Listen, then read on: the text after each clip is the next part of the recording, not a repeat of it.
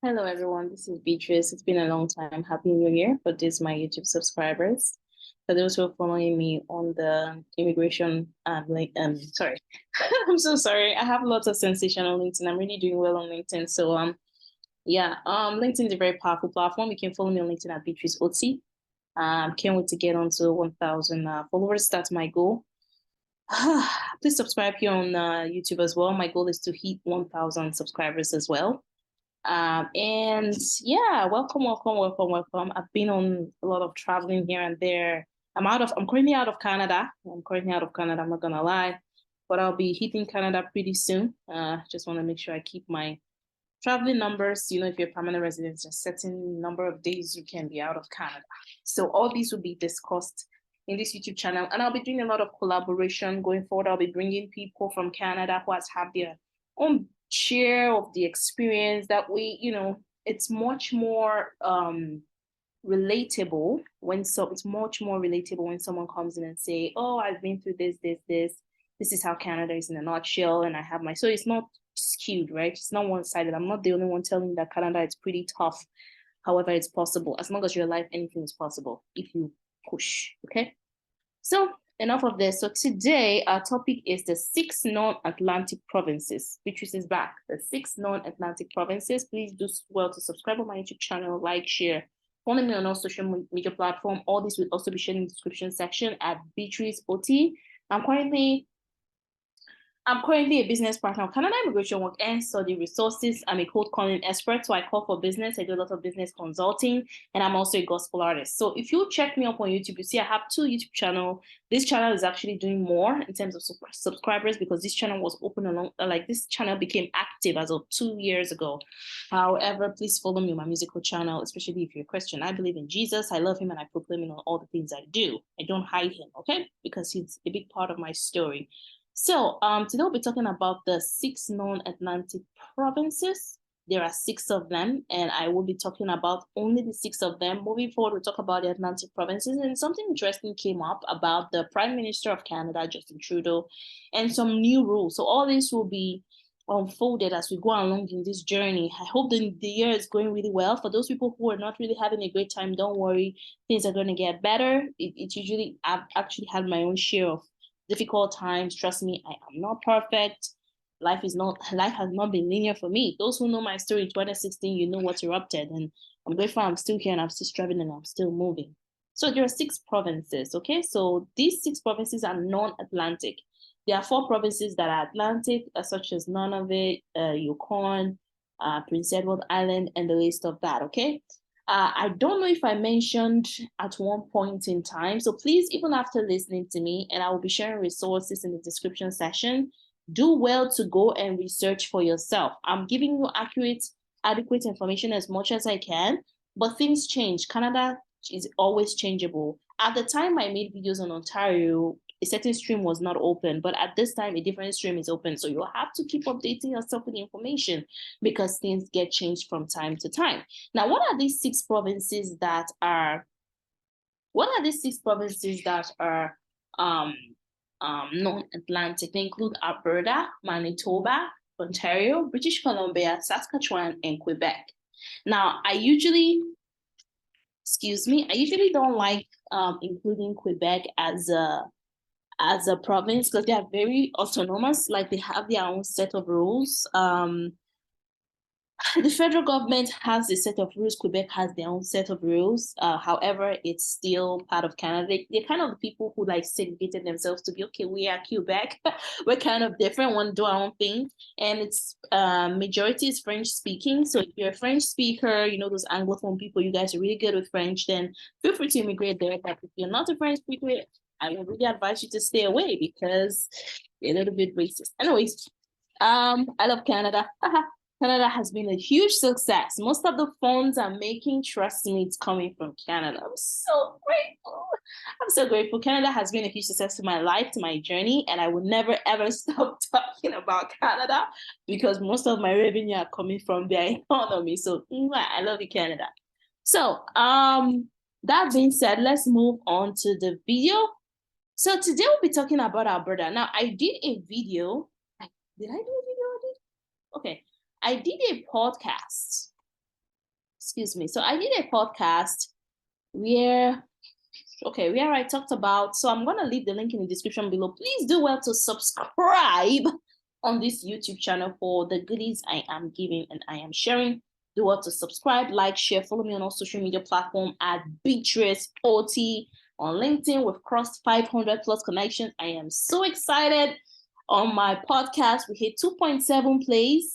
And we're ranking number 1 right now in Ghana. I'm not Ghanaian, but you see, I'm doing pretty well. Nigeria, I'm ranking number 56. And I believe in Canada, I'm number 30. Love you guys. So Alberta has 2 streams. And I buttress, like I talked about this, I hit the nail on the head on the podcast. So please go listen to the podcast because it was well detailed. It was well laid out. Like I painstakingly, talked about it. So there are basically 2 streams for Alberta. There's a stream for the workers and there's a stream for the entrepreneurs. Now, keep in mind that some province would request you to pay money before you start the process, like Nova Scotia does not allow you to pay money. Alberta does not really request a lot of funds for you to start a process. But keep an eye and keep watching my videos, okay? This just tells you I love Canada. This is baby Beatrice and this is Canada. And so that's just the video because like I really made a lot of revenue, I'm not gonna lie, in 2022 from Canada, like from the Canadian government, okay? I'm not saying the Canadian government paid me, but I made money from Canada Immigration Work and Study Resources. Most of my clients that were working for me were from Canada. Businesses that consulted me were from Canada. So I am thankful, although this video is not sponsored by RCC, to the Canadian government, okay? So let's move on. So Alberta Provincial Nominee Program, for the streams for workers, like I said, they only have 2 streams. There's the streams for workers and then there's the streams for entrepreneurs. Is it entrepreneurs or entrepreneurs? Whatever. So for the stream for workers, we have the Alberta Opportunity Stream and we have the Alberta Express Entry Stream. And then we have the rural renewal program. Now for the Alberta Opportunity Stream, it's for temporary foreign workers who are already working full-time in Alberta or have a job offer. Now, there was a time I talked about LMIA. LMIA means Labor Market Impact Assessment. So technically, LMIA is, the job is more done on the employer. So the employer would have to showcase the job to the labor market for about a week or 2 weeks. And then if no Canadian or permanent residents can take on the job, then you automatically get that job. Congratulations.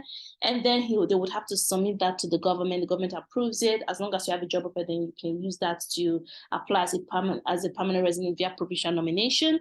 It's pretty tough, but it's not impossible. Okay, it's very, very possible. I know someone who came to Canada via that route. Excuse me, I just want to take some water. Okay. Sorry. I'm just crunching a bit. So 2 here is Alberta Express Entry Stream. Now, when you apply to the Express Entry poll, there's an option to select the province you want to immigrate to. I will always suggest select all of them. As long as your comprehensive ranking system is 300, select all of them. Alberta could choose you because Alberta would have to give you a notification of interest for the Express Entry Stream. Nova Scotia or whatever, just select all of them. And as long as your skill, if your skill is in demand in Alberta, let's say you are a technical specialist or you are human resource specialist and whatnot, as long as your skill is highly sought out in Alberta, the Alberta government may just be checking and they see that you selected their government and you show that you show the interest and you have strong adaptability, they see your skill, you all get select that. There's a high chance they'll give you a notification of interest, and it means you have an active you have to have an active Express Entry profile. If your Express Entry profile expired, you're not going to get selected. So it has to be active, okay? And your occupation, the occupation you have, definitely your skill should definitely support the Alberta economic development and diversification. You understand? You don't want to have a skill that is not sought out, and your comprehensive ranking system has to be 300. I just wanted to mention that. Now for the rural renewal stream, the work actually the work is more tied to the community. So the community does a lot of the work for the rural renewal stream, and they recruit like people who they need to come to that rural community, especially if the community is not doing well in terms of economic revenue, like GDP and all that. And it's more on the community. So I wouldn't really want you to worry about the rural renewal stream. However, they do recruit foreign nationals. So let's say the community is not doing well, and they've spoken to the government about that, and they can go ahead, put their stuff in the job market, and could be fortunate and get selected, and you can show adaptability and move to that province, which is the province of Alberta. Now, for the streams for entrepreneurs, we have the rural entrepreneurial stream, we have the graduate entrepreneurial stream, we have the farmer stream, and we have the foreign graduate entrepreneurial stream. When you hear the word entrepreneur, it means that you are going to, you're a person that is going to set up a business in the province, in a place. And as an entrepreneur, you're an owner of a business. And we're talking of huge funds, like $200,000, $300,000. So for the rural entrepreneurial stream, there are tons of eligibility criteria, but you would have to have like a business proposal. They also allow you to conduct an exploratory visit. Another province that allows you to conduct exploratory visit is Manitoba. So you conduct an exploratory visit, you check out the province, make sure everything is good to go. You ought to have a net worth of $300,000, and you have to be able to invest about $250,000 in the province, because you're creating jobs for Canadians and permanent residents, and that is bringing revenue to their country. Okay, so as long as you have the funds. Now, someone was asking me, do I have to have like a PhD or stuff? Trust me, the minimum requirement for education for this stream is high school diploma. All they want to make sure is you have the capital. As long as you have the money, you have 1 million or 2 million, you're giving the Canadian government 300,000 just to start your, and you're showing them that, okay, you're going to stay in the province for a long period of time. You have the money, you're good to go. The graduate entrepreneurial stream, you don't really have to have up to $300,000. If the farmers stream, you have to, show that for the farmers entrepreneurial stream, show that you're going to set up a farm, you're going to own the farm. So you definitely have to, show that you have that fund. Foreign graduate entrepreneurial stream, same thing. You have to, you're setting up a business in the province. Now, for all of this entrepreneurial stream, you have to show adaptability, you have to show proof of IELTS language, the NCLC, which is the cutoff mark for listening, writing, speaking, and reading, is band 4, NCLC 4. You have to have a net worth of 300,000, like I mentioned. That's for rural entrepreneurial stream. And I will be going forward, I will be picking out each province and elaborating on them more. Like I'll elaborate more on each province. Like I have actually done videos of British Columbia, I've done videos of Alberta, I've done videos of, go listen to those videos. However, I actually realized that there's a lot of change. Canada is very changeable. They're very innovative. So the world is changing, they're changing with the world. So things are not static. As of the time I did a video for Ontario, the master's stream was closed, but as of last night or 2 days ago, the master's stream was open. So things are always changing. So you have to keep yourself updated. So that's the stream for entrepreneurs. So we're going to be moving to Manitoba. Now, I did a video on Manitoba provincial nominee. You can go check out that video. It was very elaborate. So I wouldn't be going very elaborate on Manitoba provincial nominee because I did a long 30-minute video, and you want to go check that out. Sorry about that. So just go back. So for Manitoba, they have international student education, the career employment, graduate internship, entrepreneurial pilots, ski workers in overseas and ski workers in Manitoba, and the business investors program. Now, for the international student education, you ought to show that you studied in Manitoba, in a university in Manitoba, and you have to have like a full-time job, at least have like 6 months work experience. As long as you're in Manitoba, you're good to go. For education, the cutoff mark, the CLB, Canadian language benchmark, is band 7 for writing, listening, speaking, and reading. Please go watch that video. Do what to subscribe on my YouTube channel. You can see I'm giving you value, okay? And for the international graduates, under the career employment, under the career employment, of course, international student education, there is the career employment, graduate internship, entrepreneurial pilot, okay? So career employment, so you're international students, you studied in the province of Manitoba, and now you have 6 months work experience, you're good to go. Very beautiful, very easy. You have to show that, you have to show your education, you have to show your job, you have to show letter of employment, adaptability, education, and language score, and you're good to go. Apply under the Manitoba provincial nomination, you get your 600 points, and you're good to become a permanent resident. Now, for the graduate internship, nobody actually talks about this pathway. It's pretty an interesting pathway, especially for people who have their master's or PhD. So you have to complete an accelerate or an elevate internship. Okay, so technically the government would actually provide $15,000. Like, let's say you're a master's student, you're doing your thesis and you're working with a professor who has a project with like a business and all that. And then you can apply under this, and good news, you can actually get your permanent residence through this route. And the good thing is the fact that the government also helps with the $15,000 every 4 months.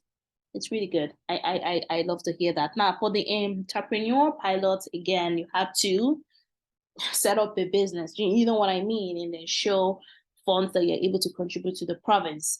Like I said, I'm not going to go detailed into this because I did a full video, 30 minutes long. So go listen to that video. Everything will be shared in the description section. Do what to like, share, follow me. Now, one thing I was going to say, if all this looks too complex for you, I am currently partnering with Canada Immigration Work and Study Resources, and we'll give you at an affordable rate so you can immigrate to Canada using our service.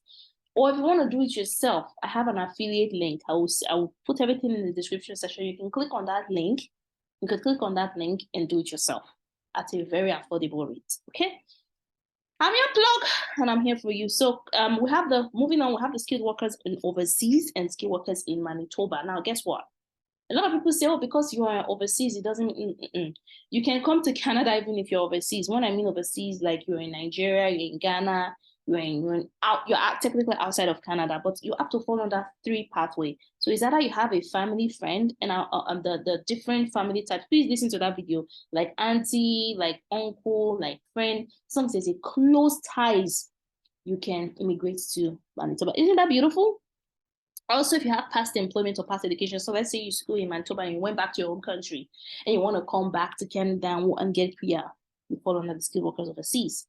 Now, for skilled worker in Manitoba, for people who did not school in Manitoba, so you schooled in, let's say you went to school in Ontario like me, and you are suffering, you are sweating, you know, so you want to come to Manitoba and quicken that process. As long as you have 1 year work experience, you have an employment, perfect employment, you can come to Manitoba, show that as a skilled worker, so you have, skilled work experience in Manitoba, and you're good to go. Now, the business investors program, which is the next one, is you have to invest money into the Manitoba government.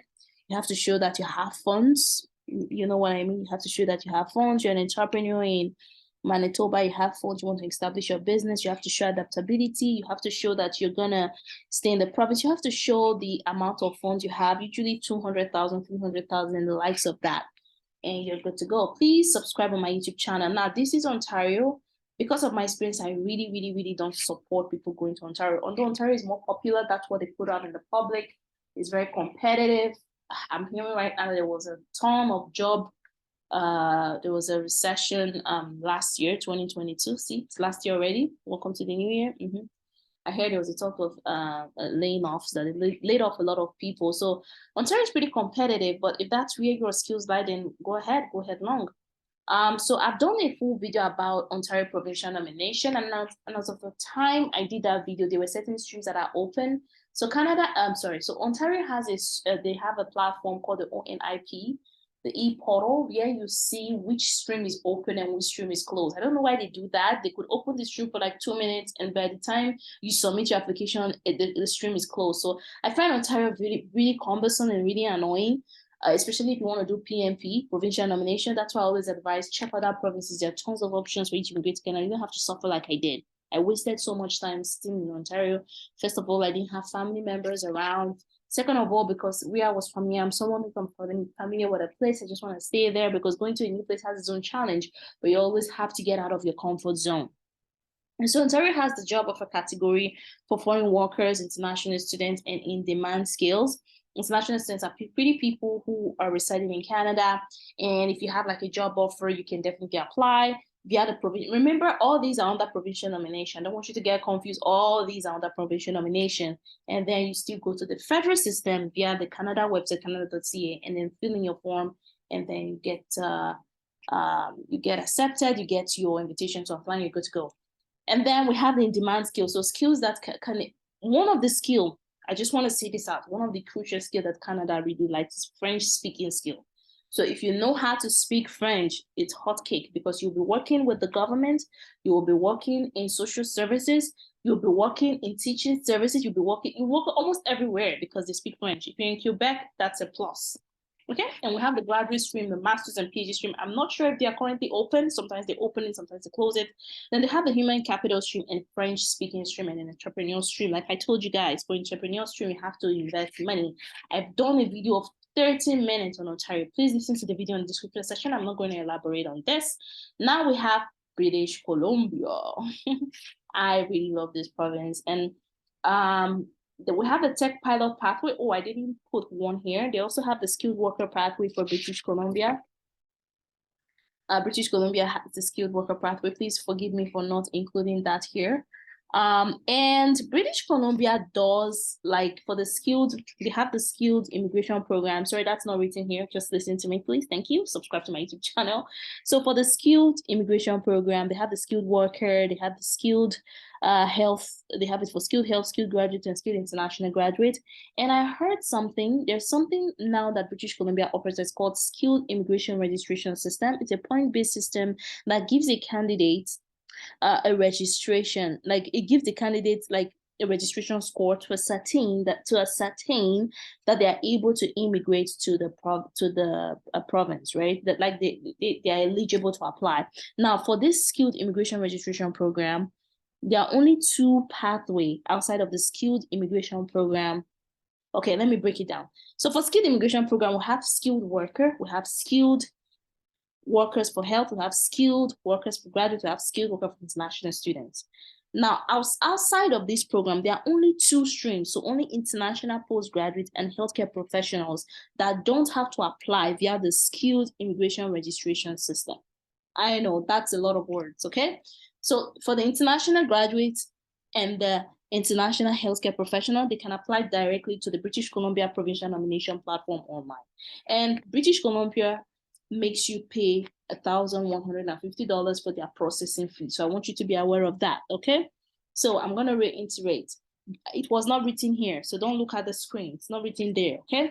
There is a pathway for provincial nominee with British Columbia called the Skilled Immigration Program.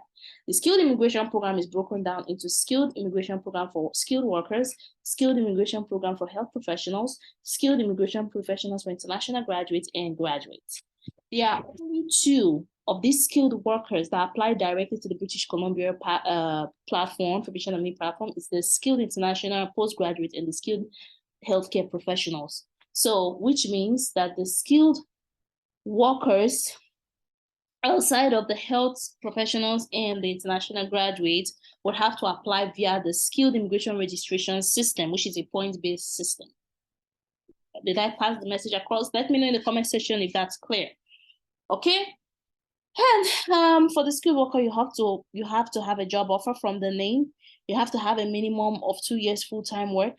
Okay, and you're good to go. You get your point-based system, apply via the federal special entry system, and you are good to go. And remember, you ought to also show proof of language ability. Okay, yeah. So we'll move on to the tech pilot pathway. So British Columbia also offers tech pathway. So if you have like your skills in tech pathway, and the skill is in demand, you can immigrate via the British Columbia. And there's something new that is called the Economic Mobility Pilot Pathway. I just heard about it. This is pretty new. The British Columbia government just joined this stream. And this stream is technically for refugees. So people who, remember there was something that happened recently with the, what's it called, with Ukraine and all that. So they have this stream where, you know, the refugee settlement that they immigrated with the Canadian government, and you can actually immigrate via this economic mobility pilot pathway. And there are actually job opportunities as well. That is pretty new. I will be making a full concrete video in respect of that. That way it's more clarified. And then the entrepreneur immigration, you have to show that you're looking to set up a business in British Columbia with the British Columbian government. Okay. So moving on to Saskatchewan. Now, I did a full concrete video with respect to Saskatchewan. So please listen to that video. Do want to like, subscribe, and click on the notification bell. Now, we'll have the worker with Saskatchewan work experience, international skilled worker, entrepreneur, and farm owner operator. Now, this was discussed, so please listen to that video, okay? So I'm going to quickly dive onto Quebec. Like I told you guys earlier in this video, subscribe. If all this sounds too much for you, go ahead and book a consultation. I am now a partner with Canada Immigration Work and Study Resources, and we're very affordable. You don't have to pay 1 million naira for your immigration process to Canada if you want a JAPA. That's a popular terminology that's used in Nigeria. They want a JAPA, please. Okay? And if you want to do it yourself, I have an affiliate link that will be shared in the description section. Use that affiliate link and make your life easy. Yes, make your life easy. Quebec has Quebec Skilled Worker Program. They have something called the Certification Selection. It's a French certificate they give you. It's not written here. There's the Quebec Experience Program and there's the Quebec Entrepreneur Program. Now I'm gonna break this down. I really don't want to go concrete into it because Quebec is a little bit confusing, and I don't want to confuse you even more because this is a ton of things I've been speaking. I believe I've been speaking for 20 minutes now or so. So please, I don't want to even confuse you further. Now for the Quebec Skilled Worker Program. Oh, one thing I wanted to say before I go into the Quebec, I need to drink water. Before I go into the Quebec Skilled Worker Program is Quebec. There's a difference between being selected by Quebec and being admitted into Canada. So Quebec can select you, and the government of Canada could reject your admissibility. So Quebec is a different province, and they are French speaking. So if you're a French speaking person, then by all means you can go to Montreal. But if you don't know how to speak French, please run away from Quebec. Okay, run away, run as fast as you can, because you may find this a little bit depressing. Okay, it's a beautiful place. I have friends all over in Montreal, but I just want to make sure I set that expectation. They speak French a lot. So you're going to the grocery store, they're speaking French to you. You're going to they're speaking French to the gym. You're hearing French and you don't even know what do re mi means. Sorry, is it what's it called? Très bien, je m'appelle Beatrice. Je m'appelle means my name is. You don't know what je m'appelle is. You want to go to Quebec, please run away. There are other provinces for you. I don't mean to sound sarcastic, but please, by all means. So Quebec usually selects the candidates. After you fill the form, you get your selection stuff, and the government of Canada admits you. So there's a difference between being selected by Quebec and being admitted into Canada. I want you to get that difference, okay? Now for skilled worker, these are people who have work experience in Quebec. For the skilled worker program, work experience in Quebec. What's it called?